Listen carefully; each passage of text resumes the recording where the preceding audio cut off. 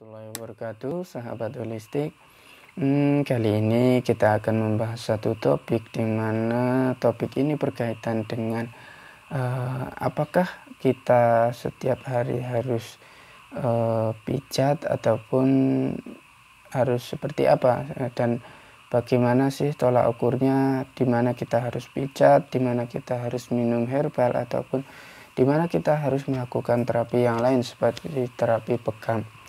Nah, sahabat holistik, di channel ini, di channel sahabat holistik ini, saya memberikan beberapa materi berkaitan dengan dunia pemijatan, dan juga ada tibu nabawi, ada TCM, dan ada materi berkaitan dengan pengobatan holistik.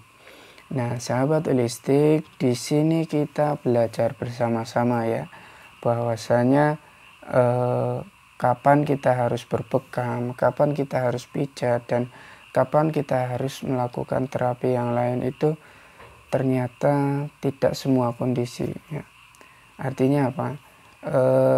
Terapi itu bukan permintaan daripada pasien itu sendiri. Nah, saya ingatkan bahwasanya terapi itu bukan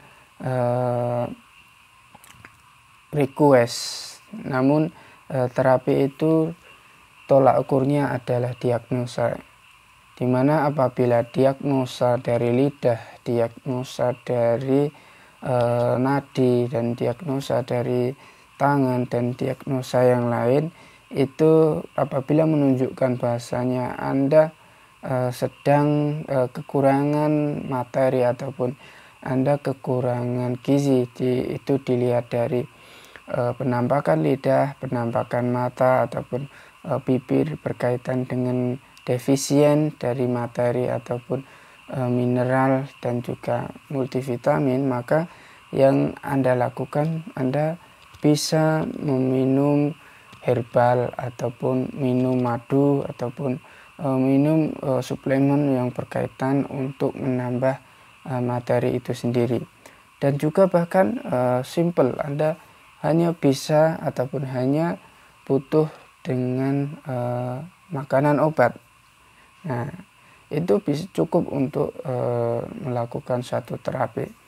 Nah, apabila Anda berkaitan dengan otot yang tegang, otot yang dengan aktivitas Anda sehingga Anda terganggu, maka baru Anda bisa melakukan terapi pijat. Dan hal itu saya sarankan Anda untuk datang ke satu terapis, di mana terapis itu mampu memahami diagnosa secara tepat, agar pemijatan yang dilakukan pun dengan melakukan pemijatan yang tepat. Karena apa? Dengan diagnosa yang tepat, maka pemijatan itu tidak dilakukan di sembarang prakteknya. Begitu juga dengan bekam. Apabila bekam ini dilakukan tidak pada tempatnya, sekali lagi Anda datang ke klinik itu tidak request untuk dibekam di kepala ini, di bagian ini, dan lain sebagainya. Itu tidak diperbolehkan dan tidak disarankan. Yang Anda harus lakukan adalah Anda melakukan terapi ini berdasarkan diagnosa. Sekali lagi, terapi itu dilakukan berdasarkan diagnosa. Apabila kondisi Anda itu memungkinkan untuk dibekam dan memang terapi yang harus dilakukan itu terapi bekam, maka silahkan Anda berbekam. Nah, seperti apa? Apakah pada saat seperti apa kita harus berbekam?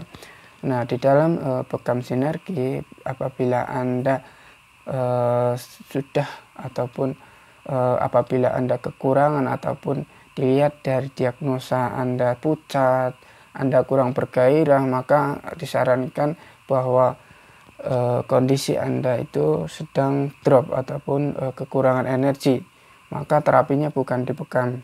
Jika dibekam, maka bisa terjadi kejang-kejang ataupun bahkan bisa terjadi pingsan. Nah, perlunya untuk mendatangi terapis yang memahami diagnosa. Hal ini untuk meminimalisir malpraktek ataupun sesuatu yang tidak kita inginkan. Sehingga apabila Anda dilihat mukanya cerah, lidahnya merah dan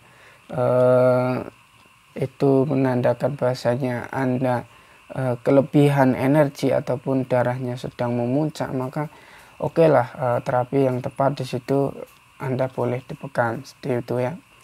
Nah sahabat holistik, dan berkaitan dengan terapi-terapi yang lain seperti terapi fasdu, terapi refleksi, terapi akupresur, terapi akupuntur, itu semuanya dilakukan setelah diagnosa yang tepat. Nah, di sini berarti peran diagnosa dalam pembekaman itu sangat-sangat penting. Nah, seperti itu ya sahabat. Semoga ini bermanfaat. Terima kasih. Assalamualaikum warahmatullahi wabarakatuh.